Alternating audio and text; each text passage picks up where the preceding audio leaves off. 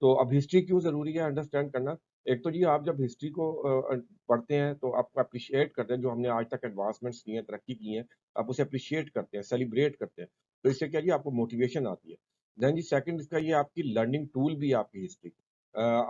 जो इंसान का ब्रेन है, ये इवॉल्व करता है वक़्त के साथ। जो हमारी पुरानी जनरेशन थी, तो उनकी जो लर्निंग जो स्किल्स होती हैं, वो इतनी तेज़ नहीं थी। क्यों? उस वक़्त जो एडवांसमेंट्स थी वो कम थी। अब जो नई जनरेशन्स आती हैं, तो वो जो पिछला नॉलेज जो आज तक हो चुका होता है, वो उसको यूटिलाइज़ करती हैं, जिसकी बेस पर जो आपका ब्रेन की जो इवॉल्व करने का प्रोसेस है, वो और फ़ास्ट हो जाता है। तो आप इसी तरह देखते हैं कि जो जैसे-जैसे नई जनरेशन्स आती हैं, उनकी लर्निंग स्किल्स बहुत हाई होती हैं। तो इस वजह से जब आप अपनी हिस्ट्री को एचएससी की हिस्ट्री को देखेंगे, तो ऑब्वियसली तो जो आप जो उसके अंदर नई इनोवेशंस लाना चाहते हैं, नई चीज़ें अंडरस्टैंड करना चाहते हैं, तो आपकी वो थिंकिंग शार्प हो जाएगी और तेज़ हो जाएगी। तो इस वजह से जी एचएससी को हिस्ट्री को